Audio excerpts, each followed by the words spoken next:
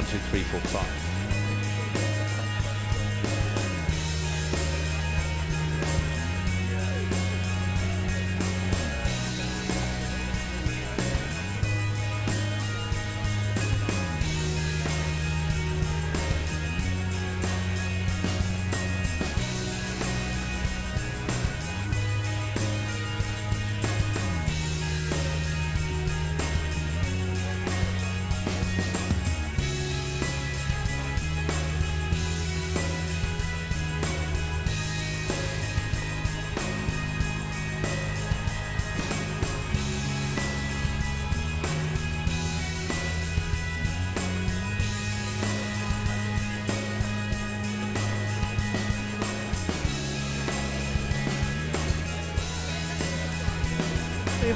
A little bit crazy because back then the Antrim coastline was wild and untamed, with cliffs that crashed down into the sea, a route that was inaccessible in anything that wasn't a boat.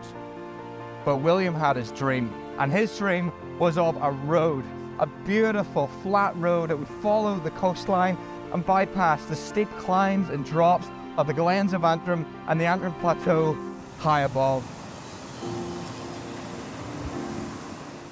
Now, there were some who said that it couldn't be done. But did that stop William? Oh, no, because he grabbed his explosives and set to work blasting the cliff faces above the smithereens and the following cascade of rocks and rubble forming the base of the road beneath. And over the next 10 years, the 40-kilometre route was built between Larne and Cushendall, a perfectly flat road, the fastest in its day and one of the most beautiful in the world.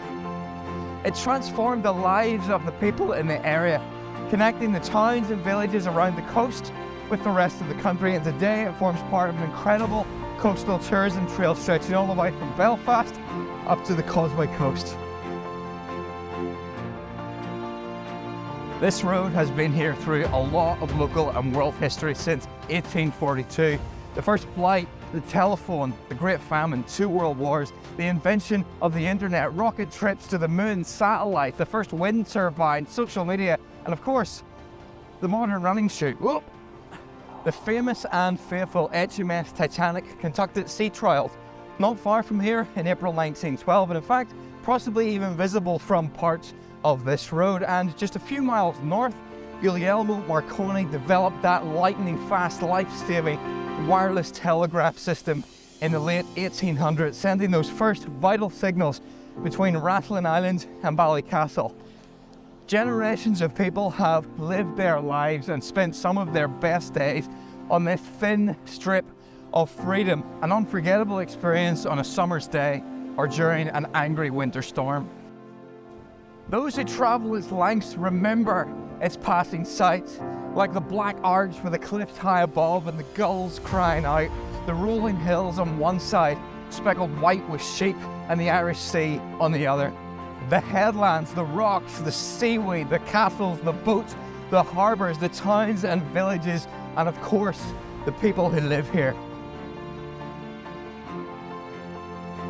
A lot has changed in Northern Ireland since 1842. Our towns have grown and modernised. Peace has come to our country. And every year from across the globe, millions of people come to see what all the fuss is about. This year's route starts 300 metres further up the Glenarm Road for ease of access for all participants, moving directly from the town park right onto the start. From there we turn quickly onto the Victoria Road and we run the length of Victoria Road, and then we filter onto the Harbour Highway. Going around Olderfleet roundabout, you'll then rejoin the old course, the 3k mark, which takes you into the town. So you have a very, very gradual uphill from 3k to 4k, and then take a right sweep onto the Larne town itself, and you run along the main street. Then brace yourself for 5.5k to 6.5k. This is the hardest climb in the course, and really the only climb in the course, which takes you out of the town and onto the iconic coast road from 7k to effectively 20k. At the 10k marker, which is in Drains Bay, there'll be a hydration station and live entertainment.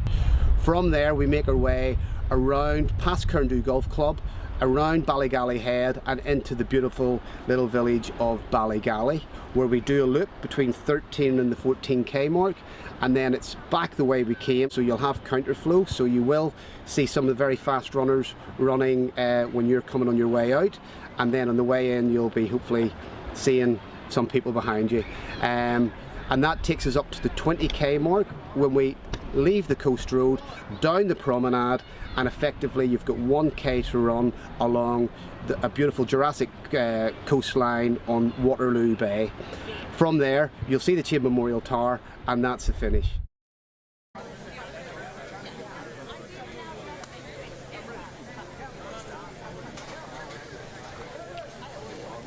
Well, good day to you and a very warm welcome to the town of Larne and the Antrim Coast Half Marathon. This 6th edition of the Condor Executive Antrim Coast Half Marathon is what you've got coming at you for this next hour and a half or so. My name's Tim Hutchings.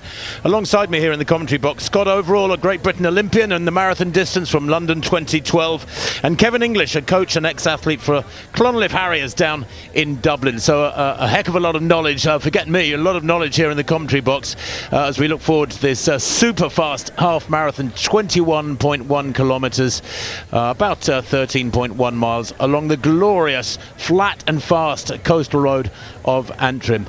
The weather, well, it looks pretty much perfect. It's overcast, little bits of blue weather, blue sky beginning to appear, but there's hardly any wind. It really is absolutely glorious out there.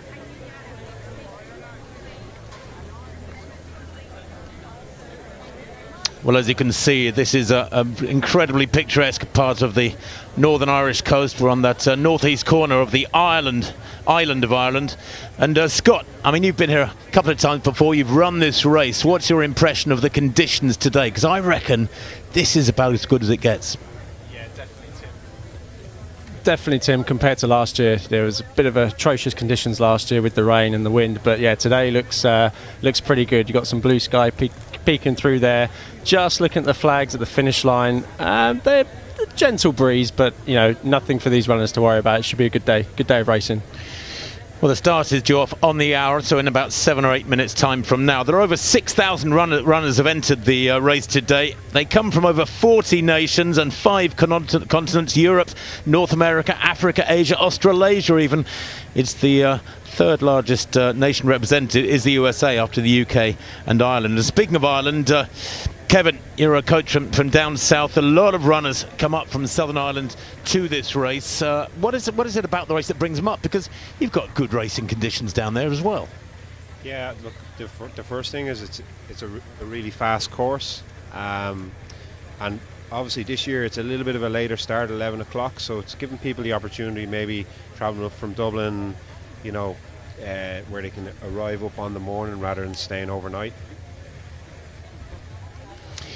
Yeah, well, it's a very welcoming race, that's for sure. The hospitality here is legendary. Previous winners of this race, well, Mo Farah won the first edition back in 2020 in 60 minutes 27.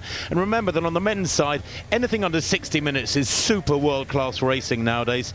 Anything under about, 68, 67 minutes for the women is very, very fast running. We're hoping both those barriers will be broken today. The super elite in each of the men's and women's races are of the very highest caliber. I must mention right at the top of this broadcast, with the race now about 5 minutes away, massive thanks to Mid and East Antrim Borough Council, to Larne Harbour, who've been massively assisting in the development of this race, to Boost, who provide the drinks, providing refreshment on the course, and to anybody else associated with the race. And of course, a massive thank you to all the volunteers who make this race possible. None of these sports events, massive road races like this, would be possible without so much of the community mucking in, so to speak. Well, there's the start area. It's about a mile from where we are here at the finish line.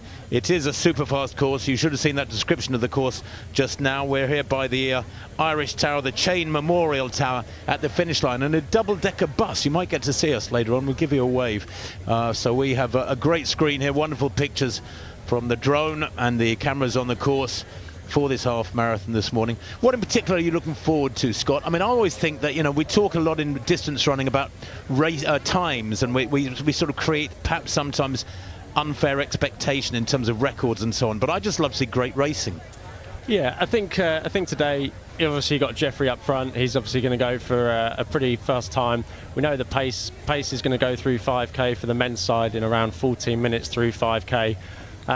So yeah, they're setting it up to be a good race, and I think it just depends what happens once the pacemaker sort of maybe stops around 7 to 8k, and see how much those guys really want to sort of focus on the times, or as you said, just to have a good scrap between themselves.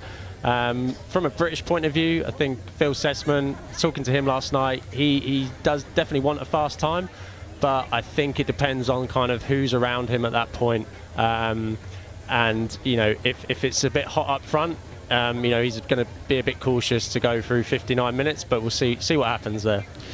Well, the pre-race favourite in the men's race that Scott was alluding to, that's Jeffrey Kamworor, one of the greatest distance runners in history. The Kenyan is 32 years old now, 5 times a world champion, and he racked up 3 consecutive wins in the World Half Marathon Championships. He has had twice been the gold medalist at the World Cross Country Championships. He's training for the Chicago Marathon now. He's gradually moving up in distance, as most distance runners do in their careers. He's training for the Chicago Marathon, which is 7 weeks away.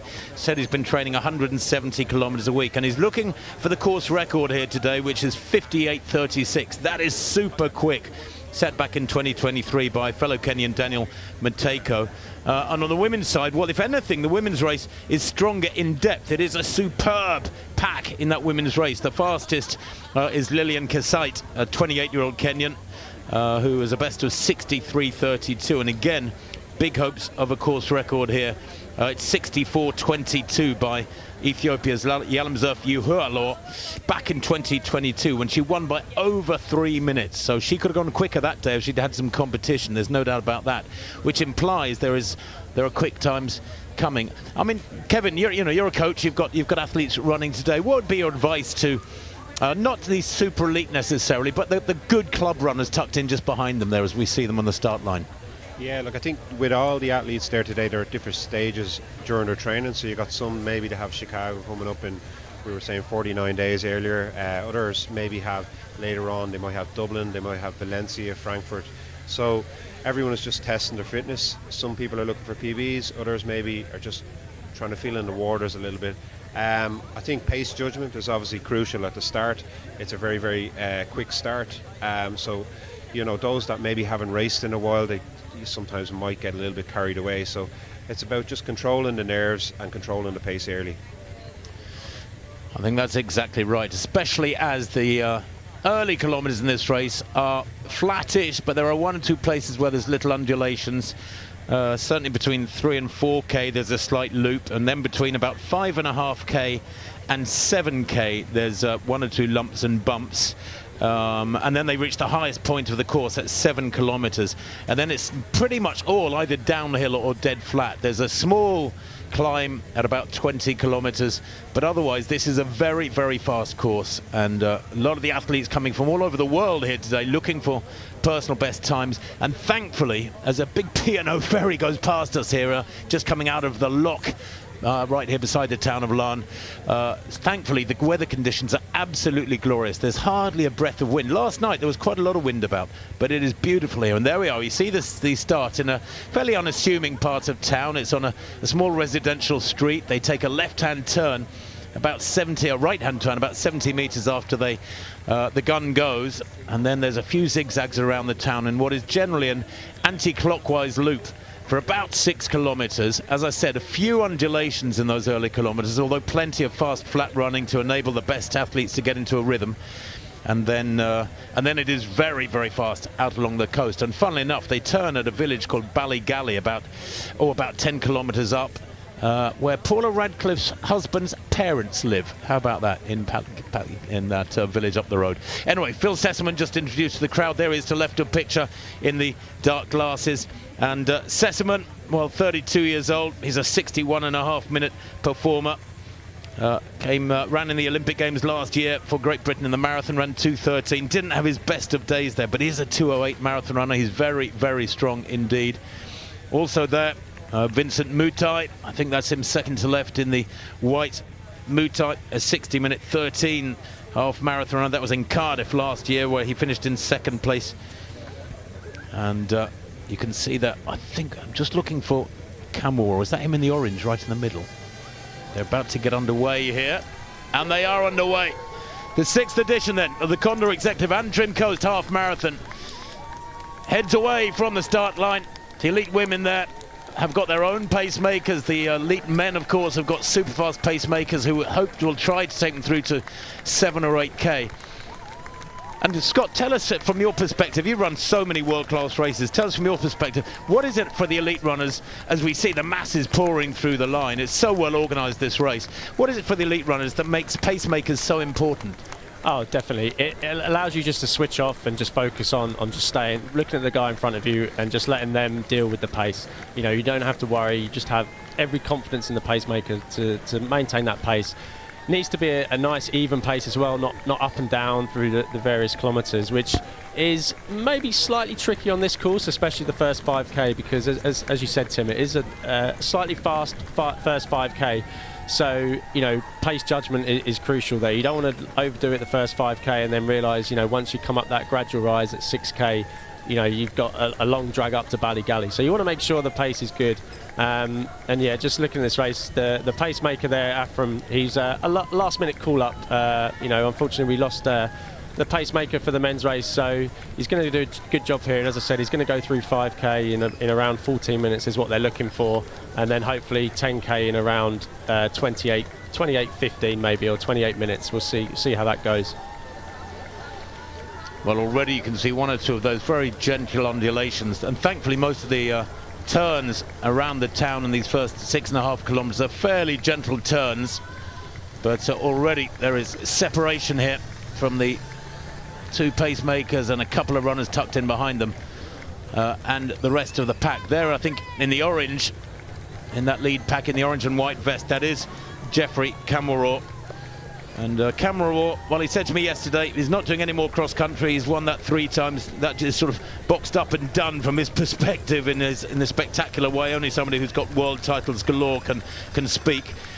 Chicago is the big target. He said he's doing 170 kilometers a week. What's that? About 130 miles per week in training. He trains every single day with the world record holder in the marathon, Eliud Kipchoge. They've been training partners under the guidance of Olympic silver medalist in the steeplechase, Patrick Sang, for many years now, and they get it right again and again. They've got a winning formula, and I suppose, Scott, when you've actually been training consistently and getting results consistently year after year, you have that confidence. You can come into every single race with that confidence that your preparation will have been right. You don't even need to think about it.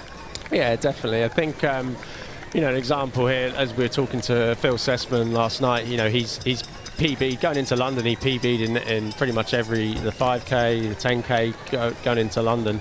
Unfortunately, London was quite hot that day, so he didn't have his best run. So yeah, he's looking to come in here and have a good performance here. And again, he's obviously made a decision on the fly there. The first 2 with the pacemakers have gone up in front. They're probably looking at around 58, 59 minutes.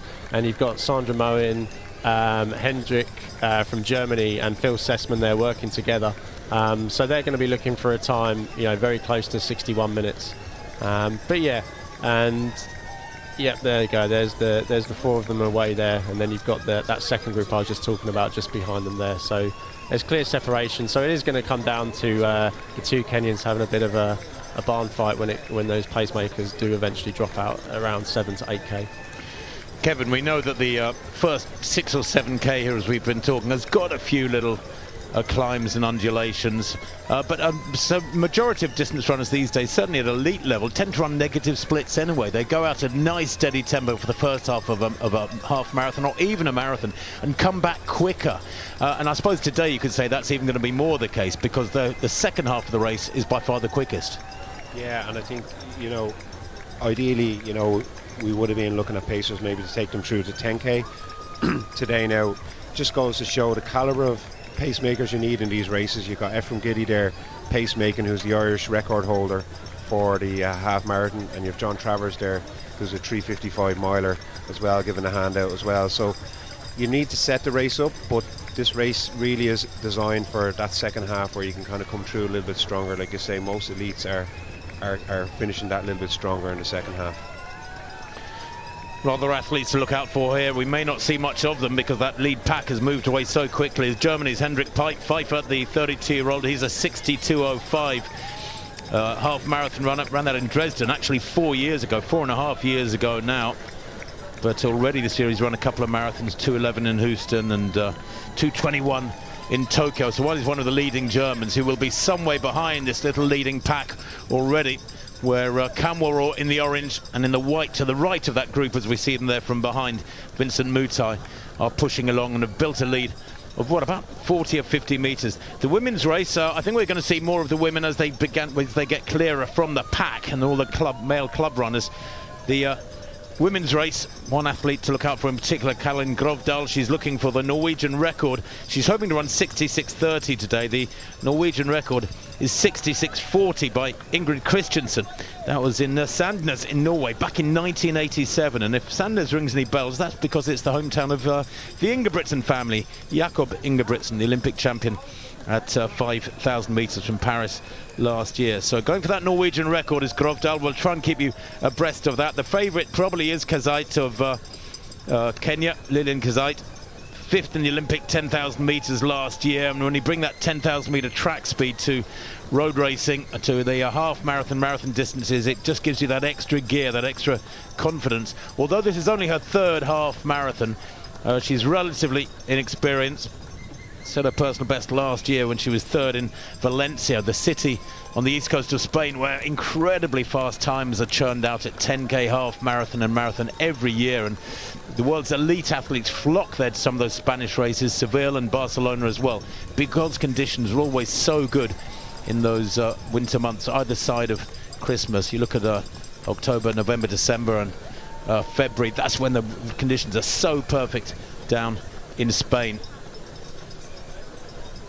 Well, many athletes today will be running for charity, of course. There'll be plenty of causes benefiting from the mass runners here, but very high contingent of good club runners here.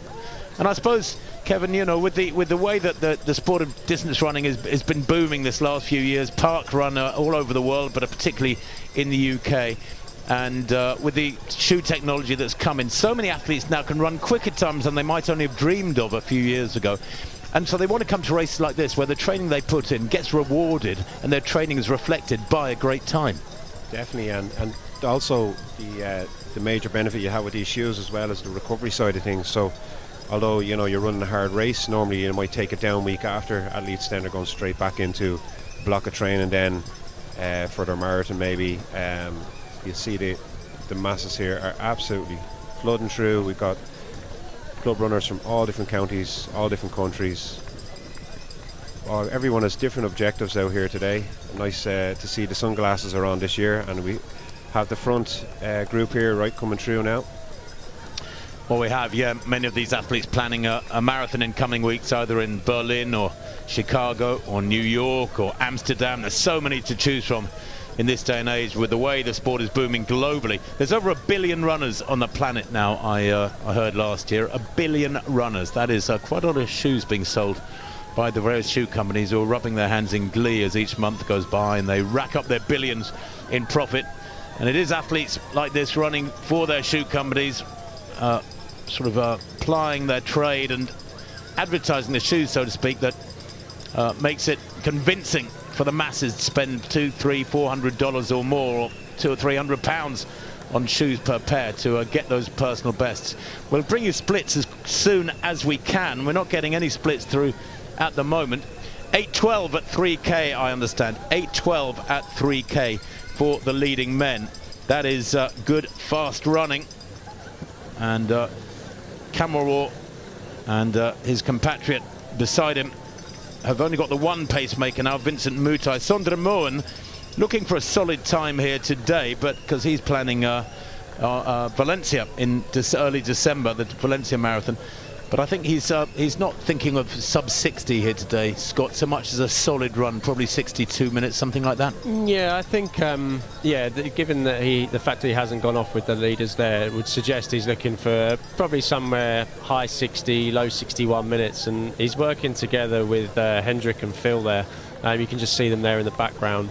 Speaking to Hendrik last night, he needed to run low 61 minutes for German funding. He was saying to me, if he ran low 61 minutes, it meant he didn't have to run as fast over the marathon to obviously get that German funding to help him obviously through to the next World Champs and the Olympic Games. So yeah, there's just the one pacemaker left now. As you said, they came through 3K. That's when the first pacemaker dropped out. So hopefully, they can go hopefully to around 7 or 8K and take them through to a good time through 5K. Well, that 8:12 at 3K, I reckon, is about 58 flat tempo, because 60-minute pace at 3K is 8:32. They're 20 seconds up on that at 3K. Multiply that by 7 times. We're on 57:40, so 57:50 pace at 3K is what my very, very simple maths very quickly generates. If I'm wrong, then do send your improvements in on the back of a postcard. Kevin, how do you think it's going at the front end at the moment? Is it possible to overcook it here on this course? It is, but I do think Jeffrey is in phenomenal shape. It's just really how long Efren can take him to. We already seen there Vincent Mutai, there's a small gap there. He's already been dropped there now. You can see here now Efren's just looking at the watch. He's trying to keep a nice rhythm in the front here, and yeah, just as soon as Jeffrey drops out, it'll almost feel like the race is on. Then he'll be a solo run down to the finish, and we'll see what he's got. It's funny, isn't it, Scott? Because when you warm up for a race like this, I mean, at world-class level, you warm up, you get your body ready, your heart up, your blood temperature up so it absorbs more oxygen, the gun goes, and you get running. But it still takes, psychologically perhaps more than physically, a mile or two to get into the race, doesn't it? Even though your body's ready. And I sort of feel as though what Ephraim's doing here now, the pacemaker, for Camorro behind him in white, is he's got him through this first, 15, 20 minutes, and then that will have set him up enough. So actually, if he doesn't go as far as we were hoping, it doesn't matter, because he will have helped Camorro get into that rhythm that you need sort of 15 minutes into a race. Yeah, definitely. And as you saw, Camorro, he was tucked in right behind the pacemaker, as he still is now. So he's as I said earlier, his mind isn't on he's probably not looking at his splits right now. He's just relying on the pacemaker there. And as you can see, look, tucked right next to him, just following his every step. And yeah, the group behind are going to get confidence in the fact that the other Kenyan has dropped just slightly off that group. You've got Sandro Moen, you've got Phil, and you've got Hendrik all focusing on that athlete in front now. So they'll take confidence in that. And as you can see here, this is the problem sometimes with the women's race, especially in a mixed race like this. So you've got Mark Scott there, the British athlete, pacing the women there, and you can see just a massive group of men just all congregated on Mark Scott. During the race, they probably realised Mark Scott's pacing that leading women, and you can see there's 20 guys, 15, 20 guys there, all just focusing on Mark. It's been a problem for years, actually, for broadcasters, because all the good club runners know that the pacemakers for the women are going to be going around at about 65 minutes, there or thereabouts. And a lot of them are thinking, that's perfect, that's just right for me. So I'm going to tack onto that little pack. And you end up with 20 people in shot, 2 or 3 women buried in the middle of the pack. And it's no use at all, you can't see them, because there's so many good club runners around them. Here we go through the town centre now. And there's a real daylight between Camorro and the chasers. Back in second place of the racers, third place, just in the background there you can see a white vest. I'm pretty sure that's Vincent Mutai, hard to tell from this shot, but good to see the crowds out on Main Street and cheering him on here as they negotiate this first 15-20 minutes or so that it'll take to get around the town centre, and then they reach that high point at 7K, so there's a little climb up to that, but from that point on, so the last 2/3 of the race are super quick. Yeah, you just see they come through 5K there in around 13:45. So they were looking for 14 minutes, so it is about 15 seconds quicker. But as we said, the first 5K is a little quick. So yeah, hopefully they just don't ease up too much. They just take that 15 seconds, work with it. As you said, you've got that slight incline at 6-7K. Yeah, it'll be interesting to see how far Gide goes here. Yeah, and the thing with the pacemakers as well is you're hoping that they're in form, and Ephraim's come off a track season there where he's had some really good results and some mixed results, so you can see he's on fire today. He's doing a really good job for Jeffrey out front. Yeah, and just on that, I just want to say thanks to Andy Hobdell there for his coach there, letting him do this pacemaking job here today. It was, as I said, it was a last-minute call-up. So, you know, as of Friday afternoon, he didn't even know he was going to be pacing. So, yeah, he's done a very good job here. So we can see there now the gap to Vincent Mutai is just getting bigger and bigger, and the group behind are going to take confidence from that too. They'll be chasing down Vincent Mutai then, knowing that they're, you know, trying to get on the podium as well as a fast time. Did you say it was 13:45 at 5k you were talking about? 13:45. Okay. So yeah. 60-minute pace is 14:13 for 5k. So they are 28 seconds ahead at 5k of 60-minute tempo. Multiply that by 4, there's your 2 minutes. So that is why I'm saying they are probably operating this pair, as we see Vincent Mutai at the moment. The leader, Camel with his pacemaker, are operating at around 57:40, 57:50 tempo. It is super quick, and if he can hold this together, then he's going to set a UK all-comers record and smash the course record of Daniel Matejko, is Camel. Let's not get ahead of ourselves. That's a course record, 58:36. That's a mighty tough goal as it is. So let's see how this goes. Although I can tell you that, you know, this year already 42 men have broken the 60-minute barrier, and in history 329 men have broken the 60-minute barrier. Does it make me old, Kevin, that I can remember the first time a 60 minutes was broken for the half marathon? Now there's over 300 have done it. It is mind-boggling now, the times that are coming out. You know, you're looking back, like even we've had some really good runners like Mick Clossy, and you know he's ran the Olympics, and 65 minutes is his PB. You know, now you're looking at probably 61, 62 is the kind of marker for most kind of top runners maybe in Ireland. Outside of that now, we're going back to the women's race here. We can see Mark Scott leading it out. It's quite a big bunch there now. We've got 4, 5 women in the lead group there. And we have Caroline Grovdal just at the back of the group there, hanging in there. So we've got four in the main group, and Caroline Grovdal there just at the back of the group. Well, we'll show you as much of that women's race as we can. I think maybe the director waiting for a bit of separation from the elite women, from more of those club runner men who are alongside them, when we can see them more clearly. But this from Camel is pretty impressive, Scott. I mean, he is powering it along. He looks comfortable, doesn't he? That arm carriage, he has that slight forward lean that has carried him so many great performances over the years. You know, it's easy to forget how long he's been around now. He's been world class for 14 years and more, has Camel. You think he's run 12:59 for 5,000, 26:52 for 10,000 metres on the track. Anything under 27 minutes puts you up there in the top 20 all time. He's run 44:57 for 10 miles. I mean, he's a machine. He's churned out massive performances for year after year after year. And isn't it wonderful that he's coming back here after 14 years of international running, and he's still up for a super fast time? Yeah, it's amazing, really. But as you said, he's had his time of the cross country, and now he's really focusing on the roads and having a road career. You can see his agent Dan is just on the bike, just in front of him, probably feeding him information as they're going through the splits and telling him the courses, and you know. Just hopefully we switch back to the lead women as well. One thing we haven't spoken about is the British women in the race. You've got Callie Thackeray. Saw her earlier on. There was rumours she might be going for the British record over half marathon. We'll see if that materialises or not. And I know she's waiting on selection, hopefully for the 10,000 metres for the Tokyo World Championships next month. So. There's some the half marathon does bring together, you know, the track guys and obviously the marathon guys as well. So it's a good mix. It's a good race there. And as I said, there's Dan on the bike there, just feeding splits to Kimura there. And you know, it's great to see Ephraim still taking this out. You know, as we're coming up to the 20-minute mark, he's still there, setting a very good pace. He's clearly in good shape there. Talking to his coach, I think he's running Copenhagen in the month or two, aiming to break the Irish half marathon record. So we'll see how he gets on there.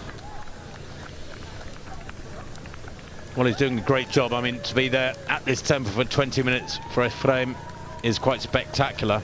By the way, Camel time at 5k 13:45, when Jacob Kiplimo set the current world record of 56.42. That was in Barcelona back in February. 56.42 for a half marathon. It sounds like science fiction, doesn't it?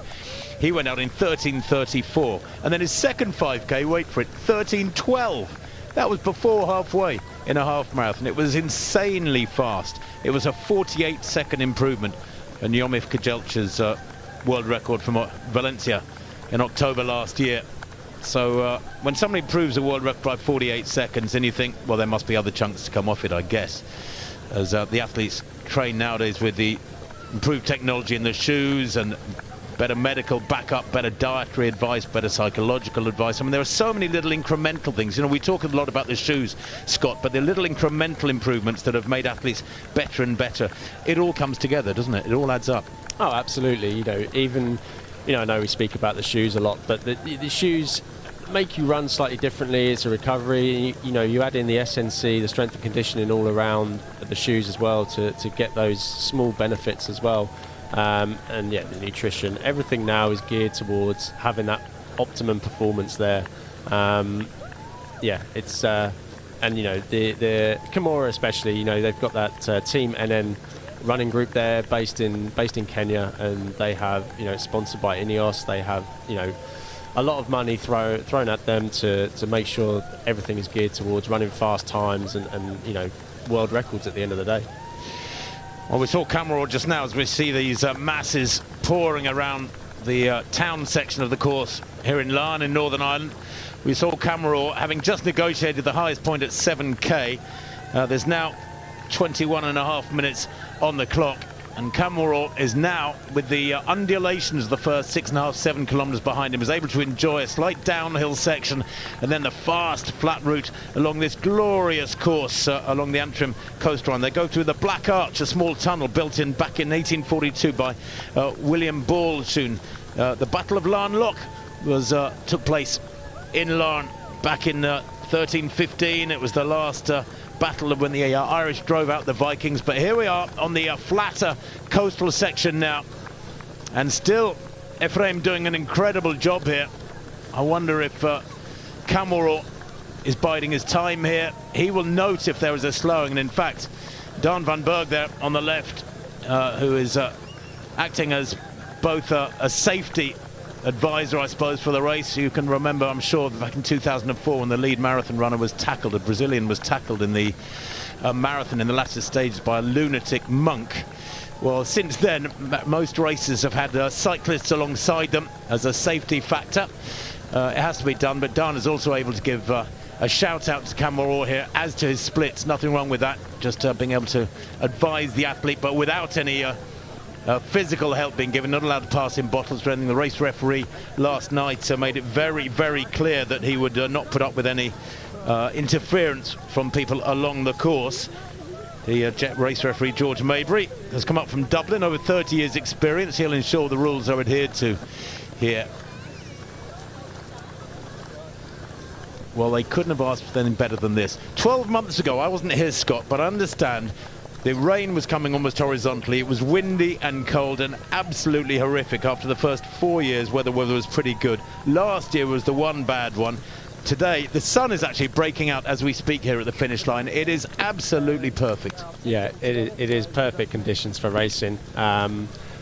Yeah, blue skies, sunshine coming through. So, you know, you probably get some beautiful shots here as they come along the coastal road there as they run up towards Ballygally. Hopefully we get some drone footage there, and you can see just the glorious coastline along there.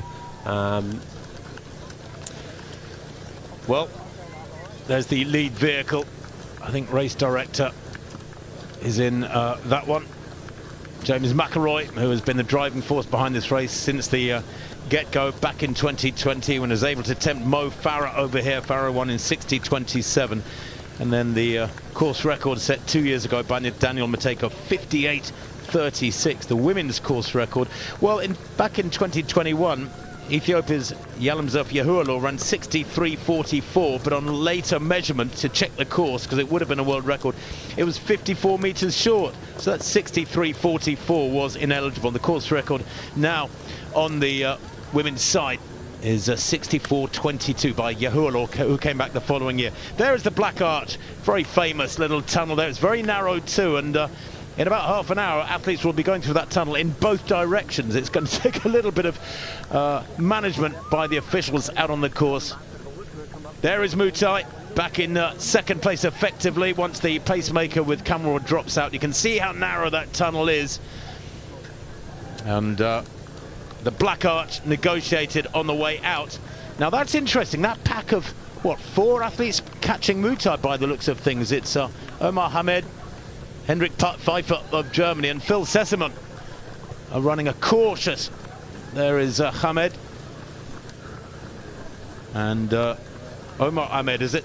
The Ethiopian 28-year-old. I think there is a 62.14 athlete. Is that who that was? Yeah, from Birchfield, yeah. He won the Reading half marathon 4 years back in his PB of 60, just outside 62 minutes.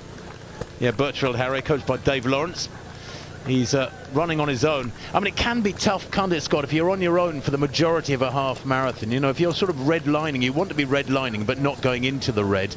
It's a very, very tough race. Yeah, definitely. I know Omar, early on, Omar was in that group with Phil Sessamon and Hendrik, so it looks like he's dropped slightly off that group. What's interesting, it didn't seem Mutai had dropped like the gap hadn't grown from Kimura. It's like he made a concerted decision just to sort of drop back. Thought that pace was a little bit hot, and as I said before, the group that Phil Sessamon and Hendricks in, they can see him and obviously closing him down. So it's helping them just maintain that pace, because they don't actually have a pacemaker in that second group. So you know they could have come up to work together there. As we see some more athletes just coming through now. Well, 26 minutes on the clock, about 40 minutes of lonely running for some of these runners to come. But back to Kamwaro, 26.5 minutes on the clock almost. I wonder how many of these spectators realise they're watching one of the greatest distance runners in history plough around the course there, approaching Ballygally village, where there's a 1 kilometre loop before they turn and head back towards Larne. There's that big pack of leading women. It's still, what, about 17, maybe 20 strong as they approach the Black Arch, what, a few minutes behind Camwaro, of course. That is a big pack. And I sometimes wonder or wish that the top club athletes could be instructed just stick behind the elite women so we can get to see those top elite women, because we're not really seeing that women's race unfold just yet. We'll try and improve that for you. But Camwaro looking very comfortable and smooth, isn't he, there? And that's Callie Thackeray going through in that second group, a little way behind the main pack. Callie Thackeray, remember, was aiming for the British record, we hope, and Dakota Popane there with her as well. Popane, the 30-year-old American from St. Francis, Minnesota, actually lives in Minneapolis, inspired by her mum, her husband, Montana. They were only married last year. She's having a great run. She made the Olympic team for the USA last year. Came 11th in the Paris Marathon, Olympic Marathon in 2:26. She's planning to do the Chicago Marathon in 7 weeks' time. So she's having a nice steady run at the moment. And it's great that she and Callie Thackeray have got each other to run with, Scott. Yeah, they've got each other, and as you said, there's 2 or 3 guys with them as well. So looks like we'll try and get some splits on those leading women and the second women's group there. Not seen any other British women come through yet. You got Charlotte Purdue in the race as well. Yeah, we'll see. Fortunately, with a half marathon, they don't have as many drink stations as you would do in a marathon. So every 5k you'd have drink stations, and with that big group that's running with the lead women, you know, fortunately they're not going to get in the way of any drink stations or elite women trying to get to drinks. From there, he's obviously stopped pacing. Kimura's now just on his own as he makes his way up to Ballygally here. Yeah, all on his own now, but I think he's probably had help further than he expected. I mean, that is absolutely brilliant from Ephraim. He's taken him to 10k and beyond, and now Camwaro will run on his own. And sometimes, Kevin, you know, when you're running behind a pacemaker, it actually, although they're helping you, it also sort of holds you back because they're controlling your tempo in a good way. But sometimes you get that sort of psychological and therefore physical release of being on your own, and you can stride out. And I wouldn't be surprised if he puts in a third 5k that's an acceleration here, Camwaro. Yeah, We've had this in previous years where the pacemaker drops out. It's almost like the gloves are off. I'm ready to go, and you get a big push when he turns and he starts to come back. You see all the other runners coming towards him. Just give him that little bit more focus, and I'm sure he's getting the splits off his watch, seeing where he's at, and he looks like he's on for a really, really fast time here. Well, I'm getting messages from the race director, James McElroy, in the lead vehicle. He's saying it is super fast. He knows that. Apologies for not being able to give you any more accurate splits over this last few kilometres. We'll do that as quickly as we can. But look at Cameraw here. This is the 1 kilometre loop in Ballygally he's negotiating here. This is a short, sharp loop. He'll be on it for about 2.5 or 3 minutes, then back onto the coast road where he takes a right-hand turn and heads back towards Larne. Again, with very, very quick running. It would have been better for him, I guess, to have competition at this point, to have 2 or 3 people around him. The strength in depth here certainly affected by Cheptegei pulling out a couple of days ago, the world record holder at 5,000 and 10,000 metres on the track. But 10 kilometres here was reached in 27:59. We're just getting that through with Ephraim and Cameraw on 28 minutes exactly. Getahon of Israel back in 3rd place in 28:34. He's up with Phil Sessimon and Hendrik Pfeiffer. Great running from the German. Vincent Mutai as well is back with them now. He's been reeled in. Sondre Moen in that pack. So a great battle building there between those 5 behind the solo run now of Cameraw. What can he do here? What sort of damage can he do here? Looking super impressive is Cameraw. And he's a good judge of pace, good judge of tempo. He's not the sort of athlete that you'll see will blow up and suffer through the latter stages. We know he'll get it right here. He's negotiated Ballygally, back on the coast road now. Carno Golf Club is at about 11.5 kilometres. He's passing that now. The prize giving and after party is there tonight. The women 30:58 at 10k. So the women moving really sharpish as well. 30:58 for the women at 10k. Well, that is just outside 65-minute tempo. It's about 65:20 tempo. So the women just about spot on there and have a good chance of that course record 64:22 if they can run negative splits. And don't let's forget that the first half is slower here. So anything down there under 31 for the first 10k. What was it again, that 10k time, did you say? 30:58 was it? Yeah, it's proving to be super quick in both the men's women's races. But fireworks to come if it's one of those races where they run negative splits through the second half, and I suspect it is going to be that today in these glorious conditions. There's still no wind. We're looking here from our double-decker bus at the finish line across at the sea. And there's very, very little ripple on the water. I don't think the wind's picked up. But Scott, is it a bit like the old traditional thing in a mile race in a half marathon? Is the 3rd quarter the toughest? Because once you're in the final 5k, you're kind of psychologically you're almost in the home straight. Is the 3rd quarter, is this next 10 minutes critical for Cameraw? Yeah, it'd be interesting to see his 15k split. The way the course is laid out as well, especially, it's this third section here as Cameraw runs up to Ballygally. Once he does that U-turn, he's basically running all the way back down to the finish. So he's not quite the home straight, but he'll have that impetus to be like, right, here we go. I've broken the back of the course, and I'm just going to run down to the finish. And he'll see the athletes on the other side, so he'll get a good indication of how far he is ahead. There's some of the leading lights entering Ballygally. They've got to negotiate that 1 kilometre loop now. Mixture of good club standard men and some of the elite women moving through.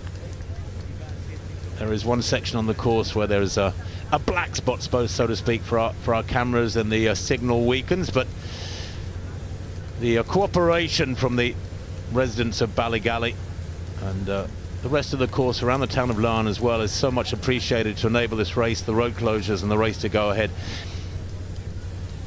Here he is, still looking super strong, but this looks to me like it's footage from the opening half. He's got the sea to his right. He should have the sea on his left, shouldn't he? No, he's still coming up to Ballygally, so once he turns, the sea will be on his left, Tim.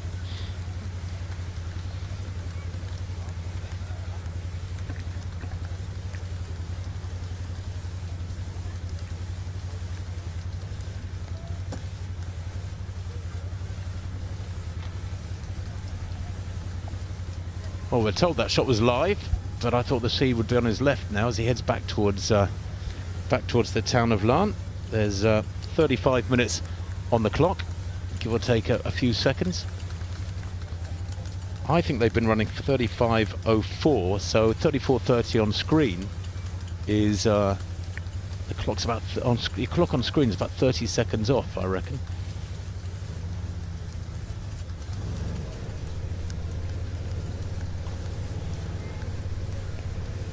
There's a gentleman there running without a vest. Is that allowed, Scott? Couldn't see. Well, you have been saying to him it's a hot day, so. But don't you get undressed? It's hot enough in the upper deck of this bus. I'm just wondering how we can open some windows. Here goes Cameraw now. Lonely, tough way to run a half marathon, all on your own. Mind you, he's been that good over the years in many of his big victories. He's used to being out in front on his own.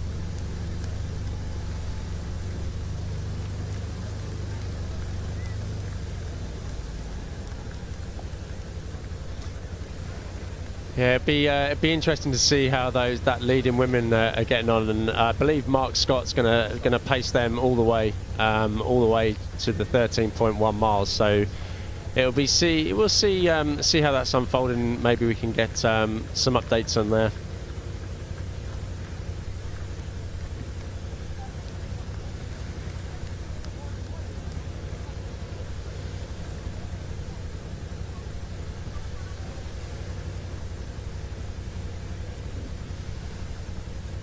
Cameraw through 14 kilometres, 36.5 minutes on the clock. I think that 14 kilometres is on the way back, actually, on the other side of the road. So he's at, what, about 12 kilometres now, there or thereabouts. But we do have that, did we get that 10k split for Cameraw?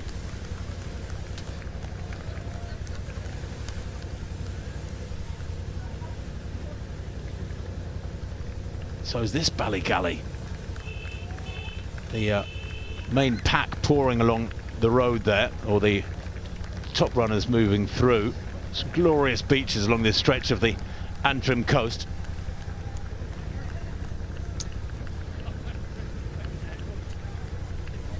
Number on the shorts there. Yeah, you can see there you've got you know, for the masses, you've got those pacemakers there with their flags on their back, and you have a similar problem here. You know, you find a lot of athletes just gather around those pacemakers and make it very a lot of people around them.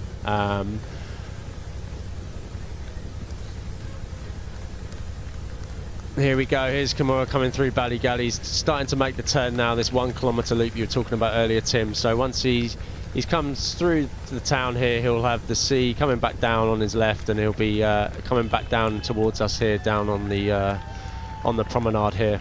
Yeah, confusion there because of the similarity of some of these communities along the coast road, but that is Cameraw now getting back towards on the loop in Ballygally. Next split will be 15k.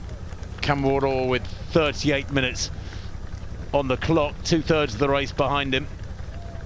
I don't think a sub 60 clocking is in doubt here today, but how far under 60 can he go? It's more or less an exhibition now, exhibition run for Cameraw as more and more athletes pass through the Black Arch, and the crowd's getting out in increasing numbers. Omar Ahmed of Ethiopia, he's a 62-minute performer. Is what? It's like about a kilometre behind Cameraw. He's got to negotiate the loop in Ballygally as yet.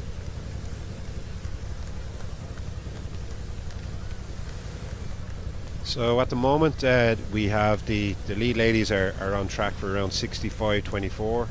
The second pack of ladies, we have Callie Thackeray and Dakota. They're operating at around 66.30 pace. Our top Irish men are inside the top 10. We've Paul O'Donnell and Ryan Creech. You can see there Sondre Moan is leading out the second pack there in the men's. Nice to have 4 guys running together there, helping each other out. Yeah, Moan, very experienced, tough competitor. I think you could do a lot worse than latch on to somebody like Moan if you wanted to run around 62 minutes or so there today. His agent Nick Bedot saying to me he's actually targeting the World Championships in Tokyo in about 3 weeks' time. That's going to be very, very tough indeed. I mean, Tokyo, we know, is going to be incredibly hot and humid. You can also see there was Ryan Creech there with Nick Hager. Nick is the husband of Callie, and he would normally be pacing her, but today he's getting a free run at it. And Ryan Creech there, one of our top marathon runners. Ryan runs with Lee Vale. He's a full-time. He's not a full-time runner. He's got a job. He's got a child, and he has to juggle everything while running 100 miles a week. And we're back to the lead man here, Jeffrey Carmore. Yeah, apologies for these slight freeze-ups in pictures. We will bring you updates as quickly as we can. We're going back to the pack of runners still heading out. They're many kilometers behind Camoro. The pack of elite women there, with what? It has whittled down. It was about 20 strong. Now it's about 10 or 12, I guess. Yeah, you can see Miza and Ailem there, who we one of the race favourites. This is her debut marathon today, and she's running with no nerves whatsoever there. She's right up in the lead. Well, you've got nothing to lose, have you, when it's your debut? Ailem, the 23-year-old, very exciting debut, by the way. She ran 29.59 in London a couple of years ago.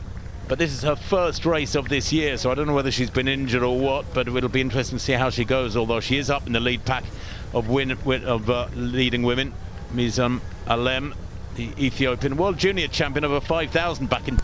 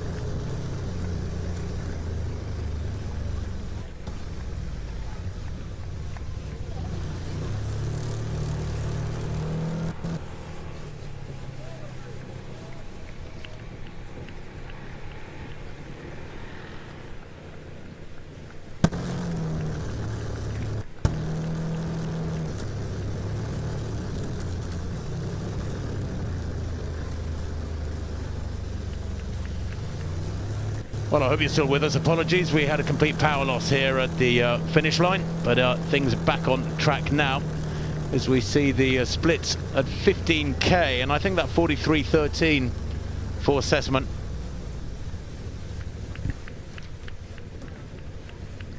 is his 15k split.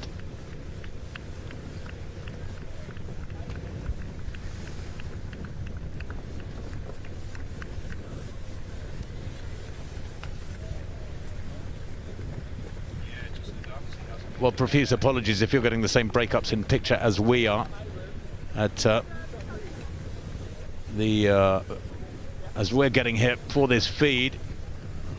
A lot of things getting into the works here today. Frustrating for us as it is for you, I'm sure. But just a recap of where we are.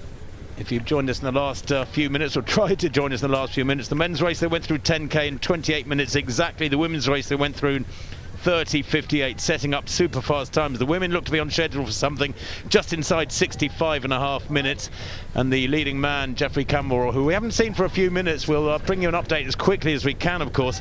He looks to be heading for something down in the low 58s in this half marathon here, the 6th edition of the Antrim Coast half marathon.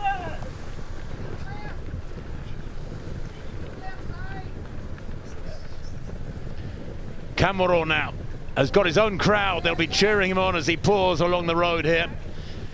47 minutes on the clock. I make it 47.5 minutes on the clock. 47.30 now, so that clock on screen is just a few seconds behind from when the gun went at 11 o'clock local time.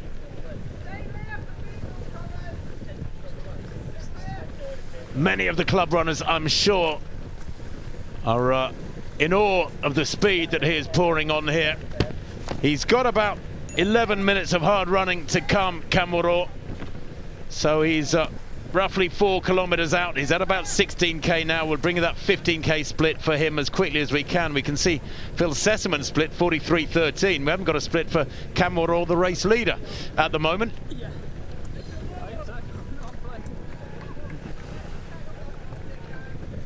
But I would imagine Camoro 2, maybe 3 minutes ahead of that. If he was on 60-minute tempo, he'd be going through 15k in 42.40. Well, 42.13 for Camoro, so he has slowed a little bit these last 2 kilometers or so, last few kilometers. 42.13 at 15k for Camoro. He's what, 7 seconds ahead of 60-minute tempo. I think he's found this last 5k rather tough, if that split is correct. 42.13 at 15k. He has slowed down towards something around 59-minute tempo. It was very fast through the first 10k.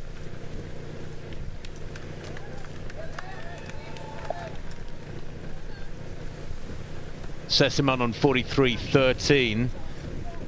So exactly a minute down on Camoro at 15k. And if anything, that gap has closed pretty markedly.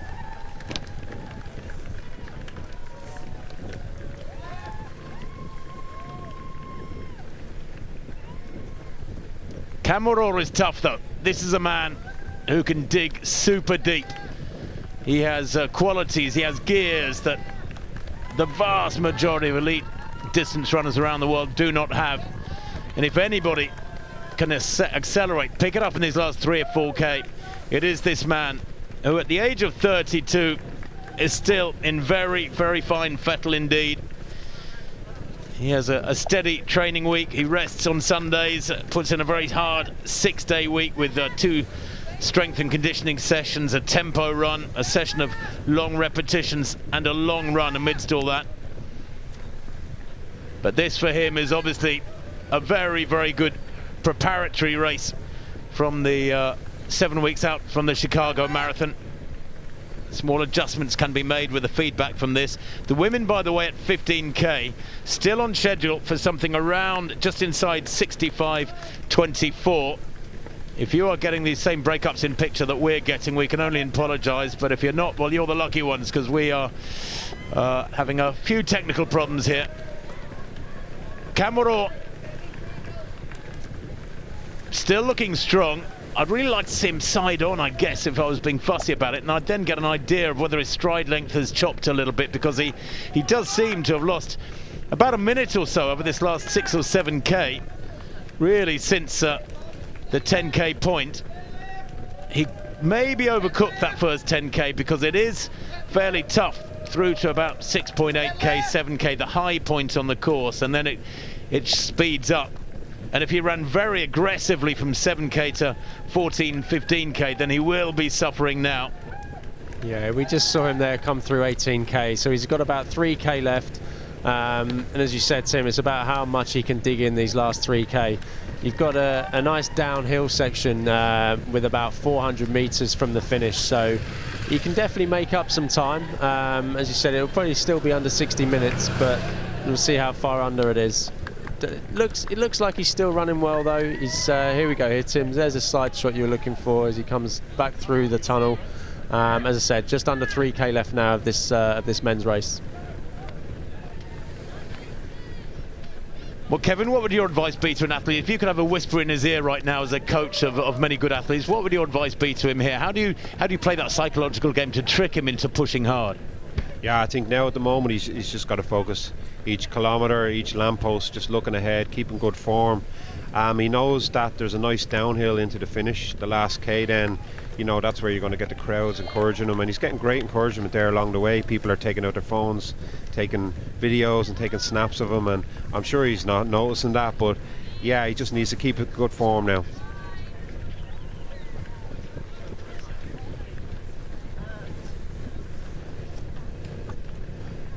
See here now, gradual climb here. He's really nice cadence. His arm carriage is really relaxed.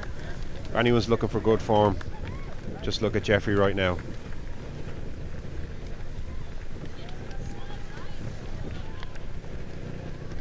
Well, just about everybody in this race now heading out towards Ballygally is getting a view of Camero pushing on through the latter stages of his race.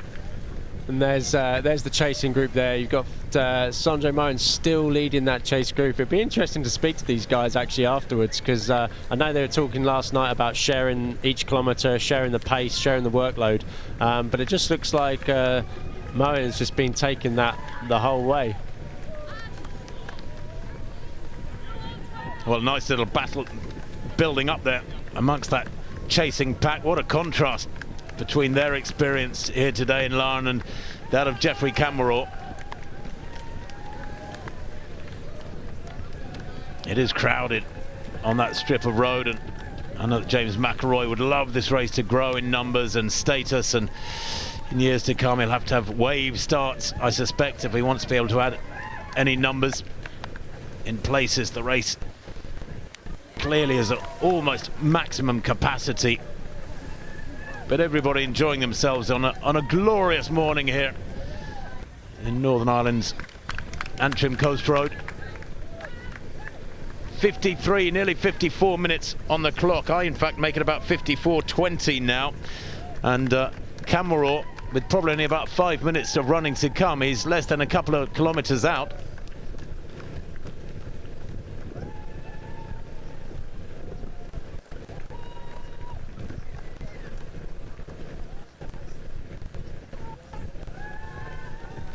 Absolutely glorious images of this Antrim Coast Road. It's why the athletes flock here in their thousands each year, the race growing year on year.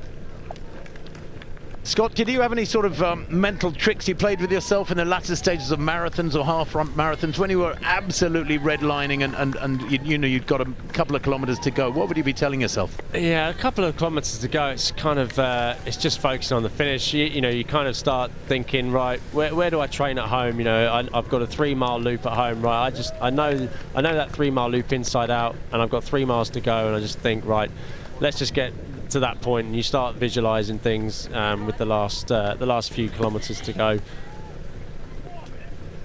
Kamara must be from our visual point here at the finish line. We can see the drop down as they come off the coastal road. So Kamara should be coming into sight very soon. Well, now I think he's just negotiating now. Scott is beginning that little uphill climb towards the high point. It's about 600 meters or so climb before he reaches at the peak of a small hill and drops down very steeply for about 60 or 80 meters down onto the coastal strip, and he will then be within sight of a bus here. So I suspect he's about a mile out, 56 minutes on the clock now since the gun went, and he has about 3 minutes of running to come. It's less than a mile to run, I suspect. It has been such a tough way to do it for Kamuro. And I wonder if he has run negative splits here today. I suspect not. No, I don't think so. As you said, that first 10k might have been slightly on the quick side. I mean, maybe even the first 5k, because early on, the first 5k, they came through in 13:45, so they were 15 seconds ahead of what they needed to be. And even though 15 seconds doesn't seem that long in a half marathon, you go out fast early on, and it does come back to bite you here in the latter stages.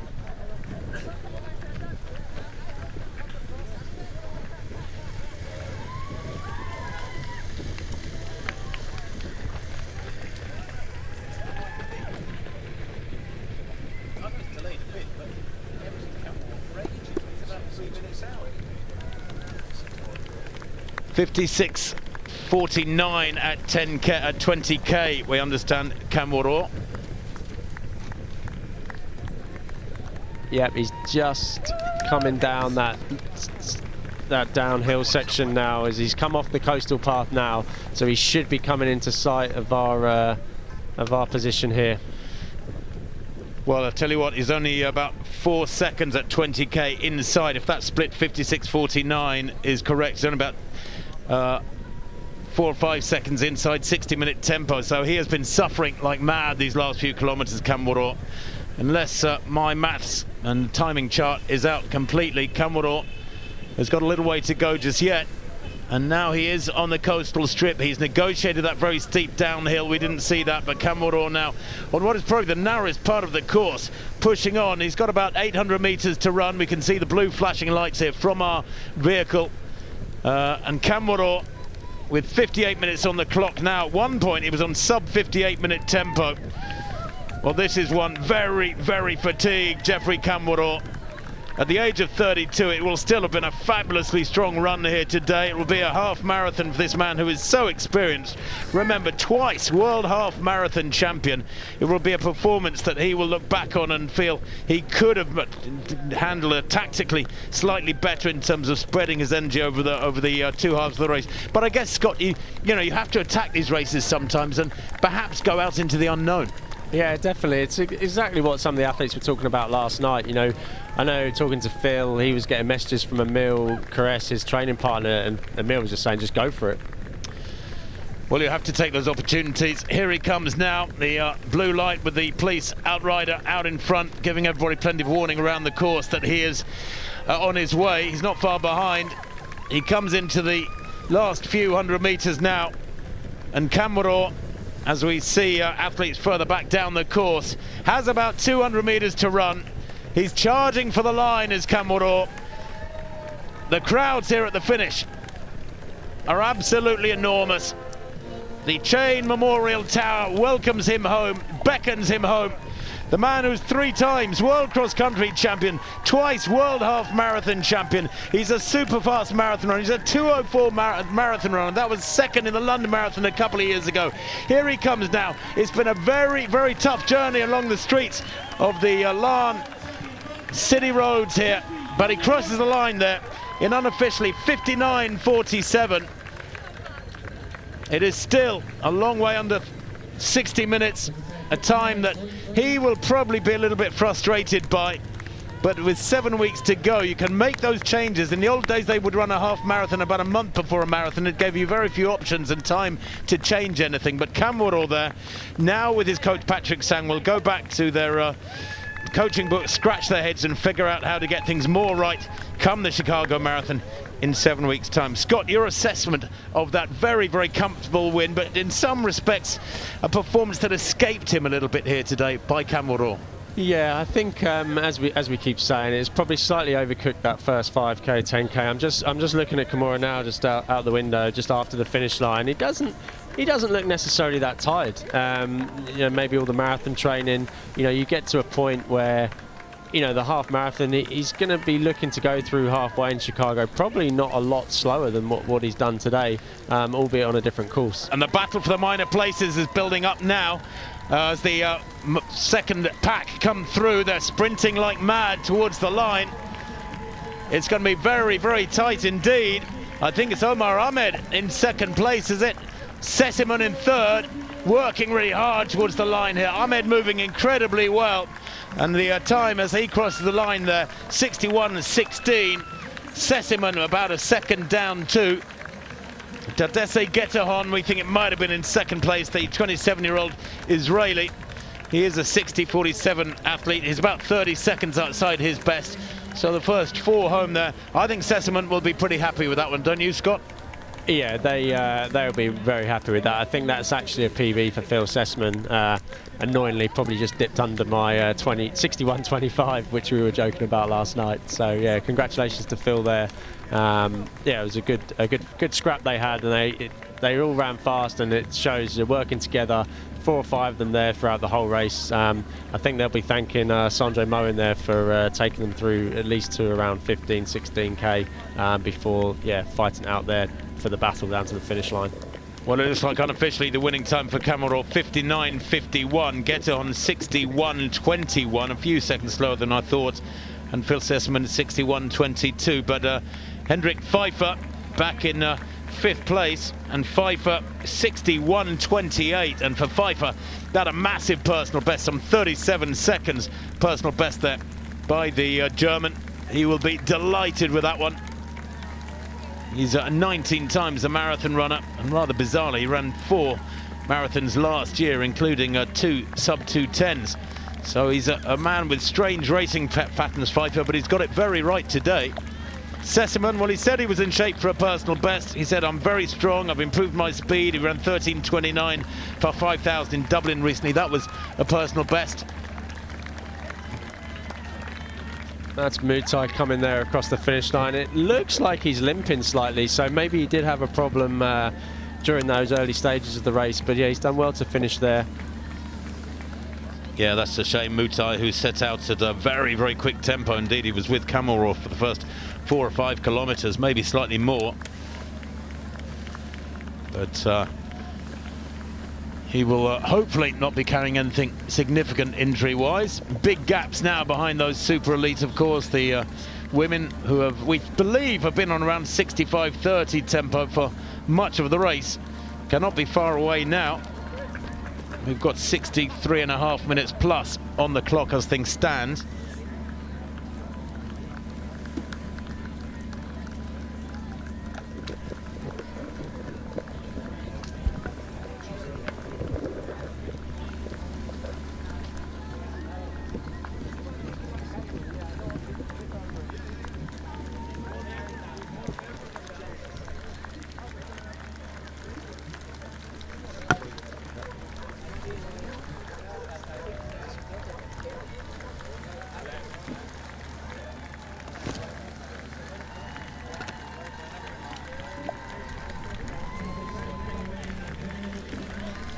So Camel 59.51 is the official result. 1 minute 30 down was Getahon, the 32-year-old, the 27-year-old rather, excuse me, Israeli.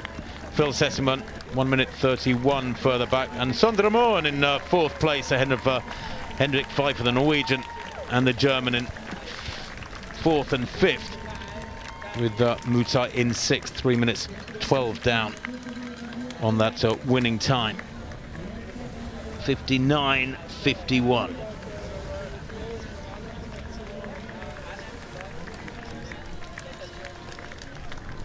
And we could see Ryan Creech there, who's the top Irishman, coming in there with a PB. We'll get the time.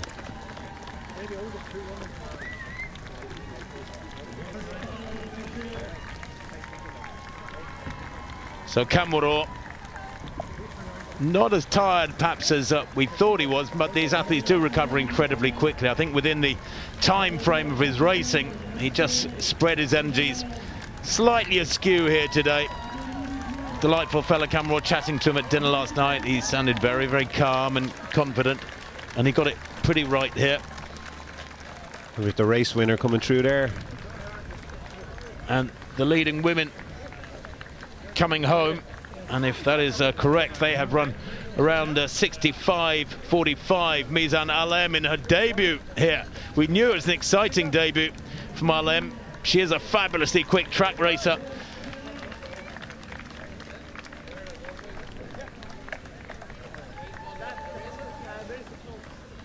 Alem under 66 minutes here, and the event record 64.22 stays safe. Lois Chemnung coming through for second place, the 28-year-old Kenyan winner in Malaga back in May in 65.46, and in third place here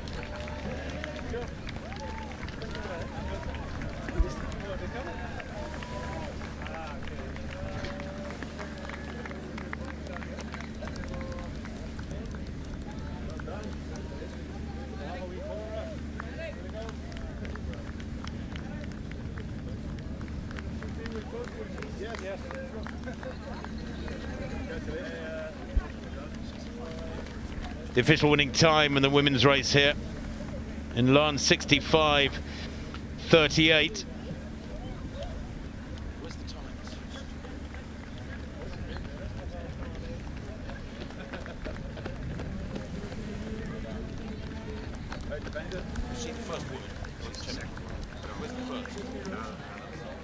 So 65.38 for Alem, the winning time in that women's race. Lois Chemnung 66.06 in second place, and Senia Getachew 66.33.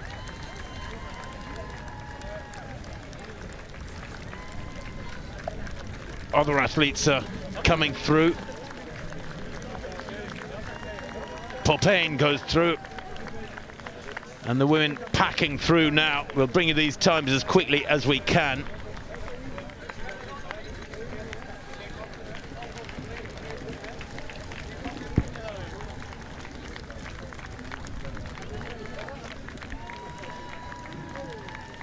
Just confirm that winning time for you, 65.34 for Alem.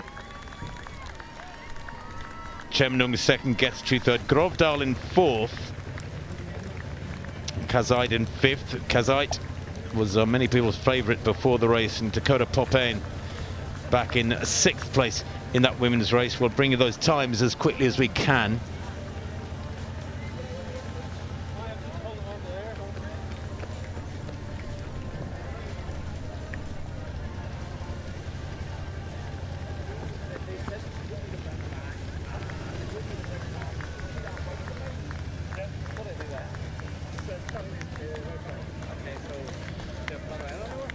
So Chemnung in second place, 66.06. Getachew in third, 66.33. Carolina Glovdal, 67.26. She'll be frustrated with that, Glovdal. She was hoping to go a couple of minutes quicker. Lilian Kazait in fifth for Kenya, 67.36. And Dakota Popane, 67.42 in sixth place in that women's race. That is, however, a personal best for Popane. She went through 10k in 31.22, 67.26 for Popane is a personal best by something like 38 seconds. And Callie Hauger Thackeray coming through the line any second now, just outside 69.30, 69.36 unofficially there. Hauger Thackeray, she's on her hands and knees 10 yards past the finish line. It's been a tough day at the office for the Brit, who might have been looking for something significantly better than that. She is a 66.58 athlete. She was targeting, we were led to believe, the British record. 65.30 was her target, but well, the British record of Eilish McCollum, 65.43 from Berlin in April 2023, remains quite safe. 65.43. The out-and-out British fastest time ever is 65.40 by Paula Radcliffe at the Great North Run back in 2003. But that, of course, is a course that is a race course that is ineligible for record purposes because it drops more than 1 metre per kilometre and the start and finish are too far apart. There are specific rules for these things. Charlie Purdue finishing just outside 70 minutes. Here she comes towards the line amidst a mass of top male club runners. Purdue, well, she's just glad to be back from injury. She's had a massive injury problems. A nerve problem in her calf, she was saying last night, has held her back. About 70.55 for Charlie Purdue. She will be, I suspect, a little bit disappointed by that, but she said she's only got 8 weeks training behind her, Scott. So in a way, it is something, quite an achievement for her. Her first race without injury in a long, long time. Yeah, I think it's a good performance there. I think a lot of the British girls will actually be a little bit disappointed with that. It's strange how obviously Phil Sessman there and a few of the other Brits ran pretty fast, ran PBs, but the women seem to be a little bit off today. Whether they're in the midst of marathon training, if a few of them have some marathons coming up, and obviously Callie's going for that 10,000 metres in the World Champs in Tokyo. Hopefully she'll be selected for that. Well, her father, Carl Thackeray, was a great runner, a medalist in the World Half Marathon Championships, and I'm sure he will be advising her as much as anybody else as to how to tweak things now. Commonwealth Games representative at 5,000 metres. She has good speed, good pedigree. Does Callie Hauger-Thackeray. But in a way, although she was some way ahead of Charlie Purdue, I suspect Charlie Purdue, with 8 weeks running behind her, and under the coaching of Nick Bideau, is just happy to get a race done. This is her first race in over 18 months. So, wow, you can imagine the frustrations that she's been going through when she's been such a consistent sub-70-minute half marathon run. In fact, she's broken 70 minutes for a half marathon 8 times with Charlie Purdue, and through most of her career, incredibly consistent. Yeah, I think she was unfortunate not to be selected for the Olympics in 2024. And yeah, it's a tough selection to get for the British team. Yeah, we see pictures now of some other runners coming through now. Actually, one of the pacemakers out there today is Jo Pavey, 5-time Olympian. She's pacing the 2-hour group, so I imagine there'll be a vast contingent of runners following Jo Pavey out there today as they look to come through in about an hour or so, or 45 minutes time, provided Jo hits that 2-hour pace. Well, she has been one of the most consistent servants in a British Vest over the years. Now north of 50 is Jo. She was saying to us last night she was still training twice most days. Scott, how often are you getting out? Not that much, I'll be honest. No, I try and run. I run a little bit. Just getting back into things after a crash I had a couple of years ago. You had an argument with your motorbike had an argument with the road surface, didn't it? Yes, something like that, Tim. Yes. Yeah. So long road recovery, but yeah, I'm getting back slowly. Yeah. Well, you're looking good in it, Scott. I think most people would have struggled a lot more to get through what you've been through. Kevin, what's your assessment of things today? I mean, it's been one of those days where it promised so much and yet hasn't quite come to fruition. The women's race, intrinsically a better time, I suppose, than in the men's race, and a fabulous debut there from Mizan Alem and a victory from her. But is it maybe one of those days where the conditions are so good it's almost easier to make a mistake because you can overcook it, and maybe that's what Cam Moore has done? Yeah, and look, I think sometimes as well, us here sitting in the bus, we're looking at the conditions. It's different for the runners out there. It is quite humid out there. As runners, we'll always look for an excuse with a bad run. But look, there's mixed runs out there. You could see the second group there. There was a couple of PBs there because they worked quite well together. Jeffrey was isolated on his own, and he probably knew that from the start it was going to be a solo run. And sometimes with runners like Jeffrey, they're coming in with maybe, they haven't raced in quite a while, so they don't really know what their form is. Sometimes you don't know till you actually race.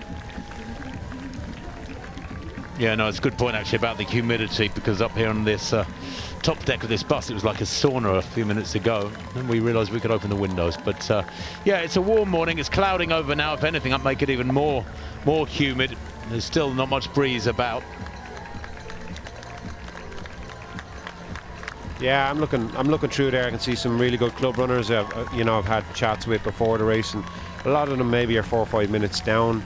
I'm seeing other people down maybe are squeaking a minute or two PB there, and yeah, it's just really how you're conditioned to these conditions. Some people run better in a bit more heat, and others prefer a little drop of rain maybe. You know, the wind has been really, really good. That's usually a huge factor with this race, is the wind along the coastline, but it looks like it's been pretty good today, and in some ways the wind maybe has cooled them down a little bit today as well. Scott, what would you do if you were in Cameron's shoes now and you'd had a run today which was solid but in some respects a little bit disappointing? What would be your thinking this next couple of weeks? I mean, it'll take him a week or so to get this run out of his legs, and then he's back into it, and you can still get a good month's block of training in, I guess, before Chicago. Yeah, exactly. There's still a fair bit of time to Chicago. He'll probably he'll fly back to Kenya, sit down with his coach, and work out. I don't think the plan will change too much. I mean, he'll have a plan going into Chicago. He won't deviate from that at all, I wouldn't think. I think it's all been planned out. The performance today, yeah, I think it's a solo run. He knows the reason. He'd probably sit down. He knows the reasons why. It's probably a little bit too fast through 5K, a little bit early on, and that paid him in the latter stages there. But yeah, still plenty of time to Chicago. Not sure he'll race again. Maybe see him in a 10K, maybe 2 to 3 weeks out of Chicago. Maybe not. But yeah, I look forward to seeing what he does in Chicago. When the world record was set for the marathon, wasn't the second half under 60 minutes? I believe so. Very, very fast. And he covered his fourth 10K in something like 27:20, something insane. Yeah, times now. And there's you can see, Tim, there's the double-decker bus that we are currently sat on top of. Or inside, up. Not right on top. Yeah, nice shot too there of the Chain Memorial Tower, which for its first 11 years didn't have a light in the top, and then they realised maybe they could stick a light. There is Ephraim. He's finishing now. So what a job he did. The pacemaker, absolutely fantastic. What a job he did. Incredible. Set it up there for Cameron. Maybe guilty of lulling Cameron into a false sense of security with that really quick opening few kilometres. I mean, what did they go through? 3K in 8:12. That was just under 58-minute tempo. 5K in 13:45, and that was around 58-minute tempo, and 10K 28 minutes exactly. So that was 10K in 28 minutes exactly, was more or less 59-minute tempo. So they did slow a bit between sort of 6 and 10K, and then I think he was solid for that next 3 or 4K, but he paid the penalty in the last 5 or 6K. Yeah, I think, yeah, as you said, he's just worked a little bit too hard. It's easily done on this course because the first 5K is a nice gradual downhill. He had the pacemaker Ephraim with him for maybe 8, 9, 10 kilometres. It's funny, his coach must have said he's got to still get his Sunday long run in, so he's ended up finishing the whole course here, 13.1 miles. Having done a very fast first 10K, so yeah, he probably just enjoyed the scenery there coming into the finish. Well, top club athletes continue to pour through the line. On the clock now, 78 minutes, almost 79 minutes. There's big gaps though between these athletes, because anything around 75, 80 minutes for a half marathon is still very strong running. The wind, actually, funnily enough, is just beginning to pick up a little bit here near the Chain Memorial Tower, and I don't think we've got bad weather coming at us through the afternoon. There's no rain predicted, and if anything, I think it might be a slight tailwind for these athletes through the second half at the moment. But you can see there on screen 59.51, the winning time of Jeffrey Cameron, and that's still a solid run, Scott. I mean, we've been talking about how he'll probably be a little bit disappointed with that. It may be that he's trained through this. He could have come into this with slightly heavier legs than we were led to believe, but actually it's not a disaster. It's not like he failed to break 60. When you go into 60 for a half marathon, you've still been pounding out a solid run. Yeah, I mean, you can't. 59, 51. It's. I think we've become a bit numb to sub 60-minute performances. They're very fast, and that's the sort of time. As you said, he might have been coming in a bit heavy-legged. It might have been a lot of marathon training with Chicago obviously being the main target for this autumn. But yeah, I don't think he'll be too disappointed with that. we'll see. We'll see. It would be good to have a chat with him. He knows the reasons why, and you know, it'd be different if he ran 50, 59, 51, and everything was perfect. Conditions were perfect. He had it paced to 15k. Then maybe there would be something to worry about. But yeah, I think he'll be okay with that. With the eyes on Chicago in October.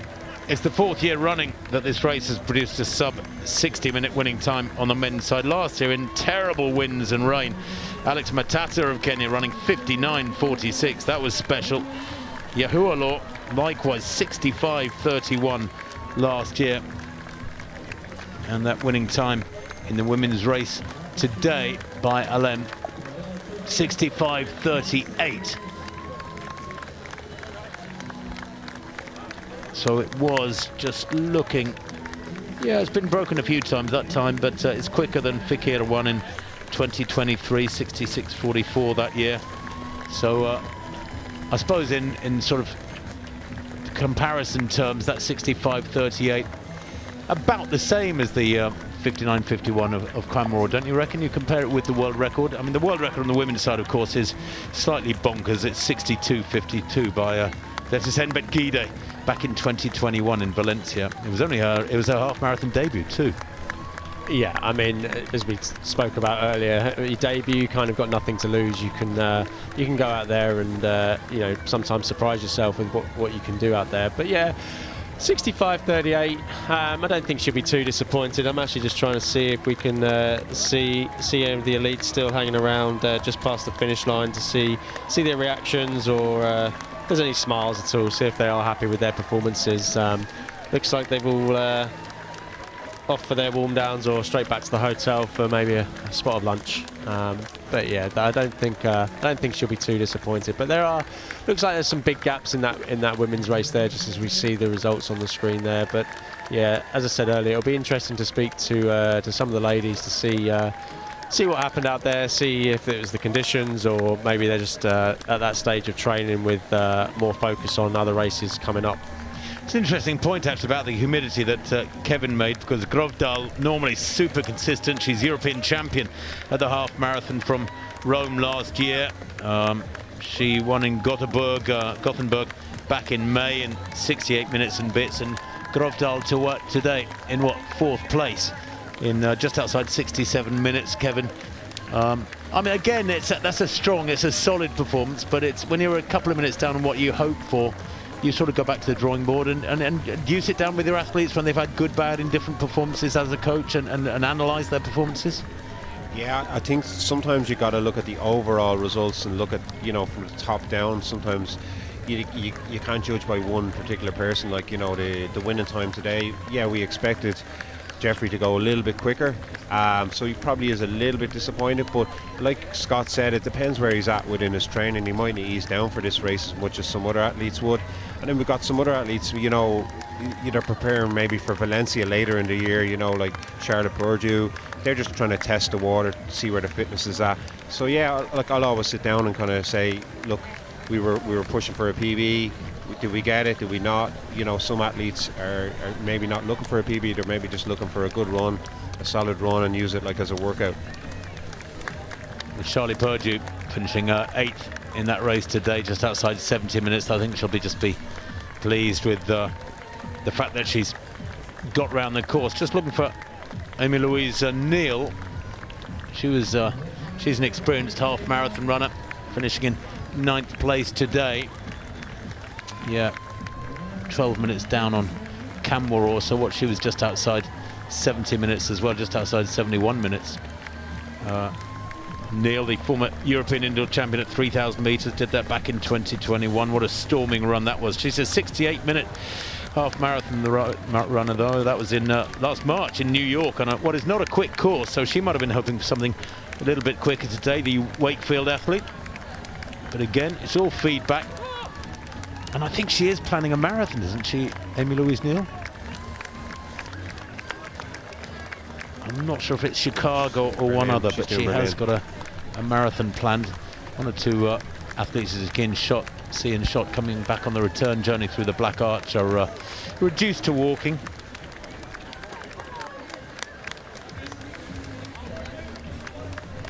But Plenty of athletes under 70 minutes today in that women's race. So far this year, prior to today, 161 women had broken 70 minutes. That would include several of the athletes running today, but it didn't include that women's champion Mizam Alem making her debut. And what a debut. It was a winning debut. Always good that. She's a fabulous racer, has broken 30 minutes on the roads. That was in London a couple of years ago. She's very quick over 5k, ran that in Nijmegen back in November last year, and on the track super quick too. So she's got it all. She's got the world at her feet. The former world junior champion at 5,000 meters, Alem, 65.38, her winning time here today.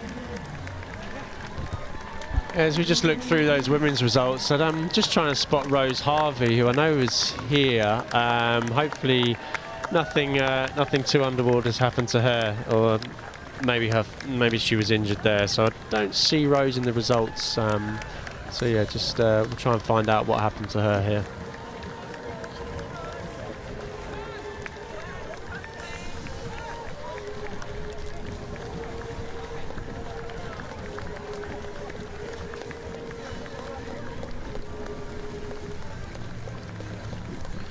Well, we've got up on the top of our double-decker bus here one of the pacemakers, John. John, just grab the mic and tell us, we've been talking up here, we're sort of rather protected here. It's been warm up here in the bus, but it seems like there was no wind out there, but it was getting a little bit humid. Was that a factor today? Yeah, I'd say definitely. Look, I was lucky, obviously. I was only pacing a little bit of it, and I jumped in then and brought Charlotte Purdue around a little bit of the way there to the end. Yeah, quite humid. There was a bit of a breeze actually. Even first 2k there was a good breeze into the face around the docks, and then yeah, last 5k, you know yourself, coming back in, there was a small bit of a breeze. But look, it was good condition, I suppose. A little bit humid, so I suppose if you overheated or ran that little bit too hard, I'd say you suffered today. Were you chatting to Charlie during her race? I mean, you were with her for a lot of the race? Yeah, she kind of came up behind me around 8k, so I just kind of said to her I was going to go back around the 75-minute mark and bring someone around, but she was kind of on her own, so I said to bring her around. So yeah, it wasn't too much chatting, obviously, because she was kind of full flow, but just the odd, I was giving her the odd cheer here and there, and a couple of lads joined as well, so it made it a little bit easier for them. Were you having to wear that putrid pink top that all the pacemakers had to wear? You weren't one of the official pacers? No, I was called in last second, so yeah, I got to wear my nice my nice stuff. But no, it was grand. Yes, and no one would have spotted me out there as well, which is always nice. What's your own personal best? I've ran 64.20. So. And what did you get round in today? 71? Well, judging by the watch, I stopped it obviously with pacing the men, so I was 69.33 by the watch, but probably 71 on paper. It's a training run for you then?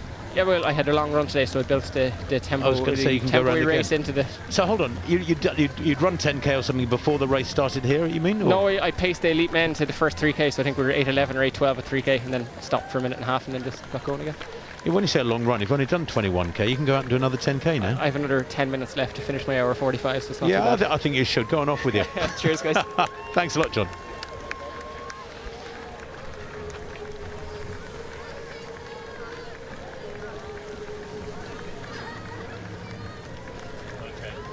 Well, as you can see, the thousands pouring around the streets of Ballygally and the rest of the course here on the Antrim Coast Road. Just a chance to reflect on what we've seen here today. I mean, it's been another great day's racing, Kevin. You know, differing results, different races. I mean, the women's race was a pack race for most of the time, and then a brilliant run by debutante, an exciting debutante, that in 23-year-old Mizam Alem in 65.38. In the men's race, Jeffrey Cameron, pretty much the entire race, once the pacemaker had dropped out, on his own. And for him, perhaps something to look at. And you know, I guess it's nice in a way that people like him can still maybe make slight errors in judgment, because his first half was much quicker than his second half. I think, like, when you look at Jeffrey coming from World Cross and then being renowned as maybe a half marathon specialist, I don't think his debut was that impressive for him. I think it was around 2:09, 2:10. But he's made a big breakthrough with Rotterdam there, running 2:04. I mean, the splits from 25 to 35k, it was something amazing at that race. So yeah, I think he's maybe tapped into more now the marathon. His focus is the marathon. This was a run out today, test his fitness. I think he ran 64 for a half early on in the year. So like, that was obviously a training run of some sorts, but today was probably a bigger test with only 49 days to Chicago. He really wanted to see where he's at. Well, he's shown astonishing longevity, has Camero. His first sub-60 for a half marathon was back in 2011. He did that in Delhi. I was at that race, 59:31, a little bit slower here today. But Scott, you have to say, when you look at the athletes who have been around for years and years, he and Eliud Kipchoge and your Gebrselassie and Paul Tergat, it's a very special club, isn't it? 4 or 5 guys in that club who have A, been good on all surfaces, and B, have been able to nail it year after year, getting to double figures, 12, 14, 15 years and more. Yeah, it's very impressive.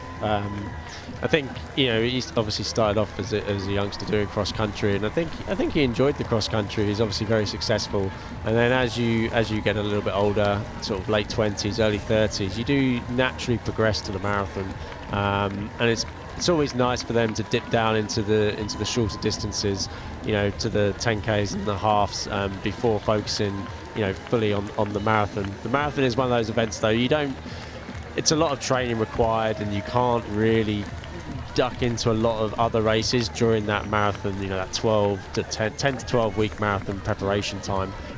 So yeah, as Kevin said, he'd probably like to come out here 7 or so weeks out from Chicago and see where he's at. And again, it's good for these athletes to go back to those shorter distances, you know, like you know, we keep mentioning Phil Sessman, but he ran a PB over 5,000 meters on the track only 8 or so weeks ago, and then he's come here, and that speed has obviously helped him run a PB today. And I think, yeah, conditions today, we keep mentioning it was good, but I really do think you just needed a group around you, an actual race situation, rather than worrying about the time. Like that group Phil Sessman was in with Pfeiffer and Sandro Moen, they were battling to finish in the top 3. You know, they wanted to beat each other, and I think, you know, the race, the times come. If you're racing to podium, then the times are going to come. Well, we know that second pack in the men's race was moving at pretty much optimal pace. Hendrik Pfeiffer of Germany running a personal best here today in Larne at this Antrim Coast Half Marathon. But it has been a great day of racing. Contrasting performances from the 2 winners. Geoffrey Kamworor perhaps not hitting the times that he wanted, winning in 59:51, a runaway winner in the men's competition. The Kenyan who has the Chicago Marathon coming at him. And Mizan Alem making a debut for Ethiopia at the age of 23, at the other end of her career really, compared with Kamworor winning in 65:38. Mighty impressive from a very, very tight, impressive race on the women's side, where many athletes ran quick. 1 or 2 feel like falling short of their targets, Grovdal of Norway amongst them, but it has been yet again good racing. So from all of us here, from the boys in the commentary booth, from Scott and Kevin, Scott overall and Kevin English, myself, Tim Hutchings, I do hope you've enjoyed the coverage here today. 1 or 2 little technical niggles, but I hope you've seen most of the race and got an idea of just what a glorious stretch of coast this is here. So from all of us here at the 6th Condor Executive Antrim Coast Half Marathon of 2025, we'll say bye-bye for now. We'll see you again next year, we hope. Thanks very much for being with us. Bye-bye.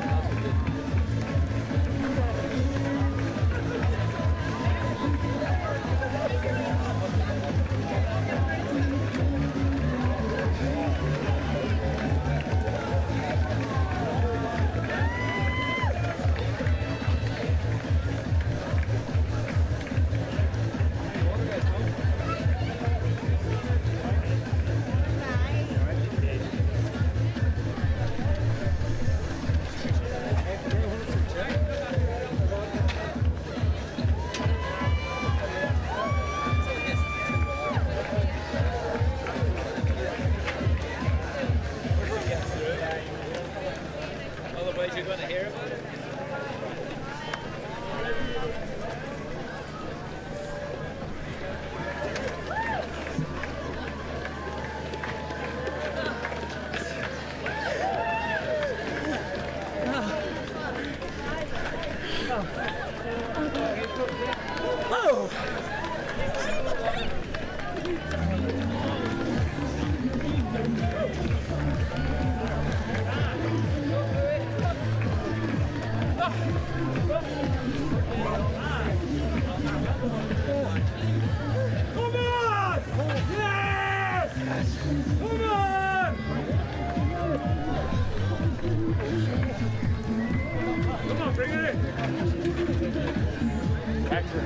Excellent, well done.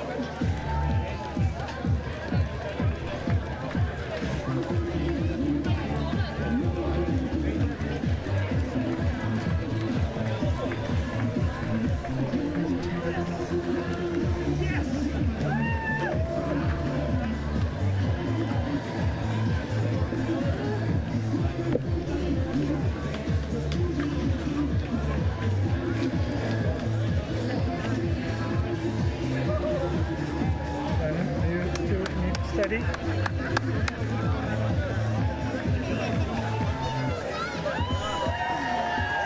Still steady.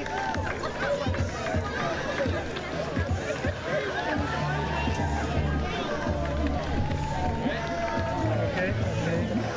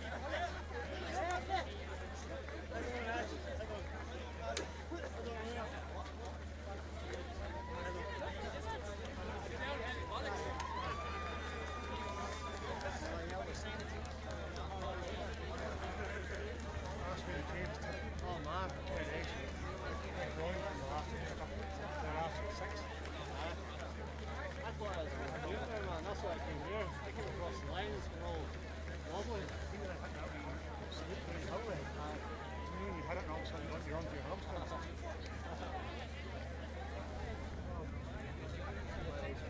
Oh, it's horrible.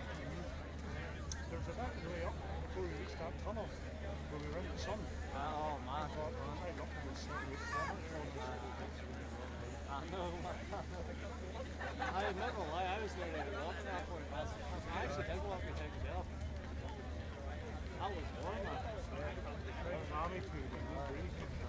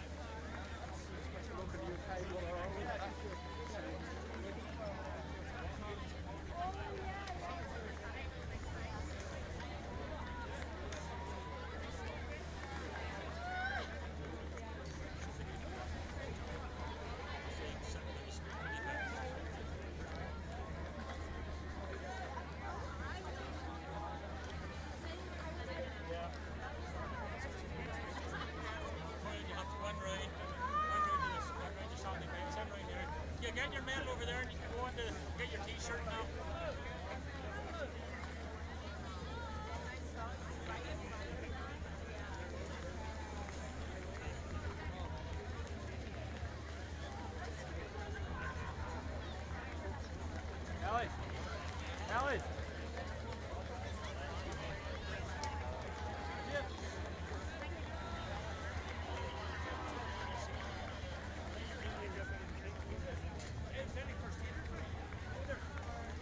Excuse me.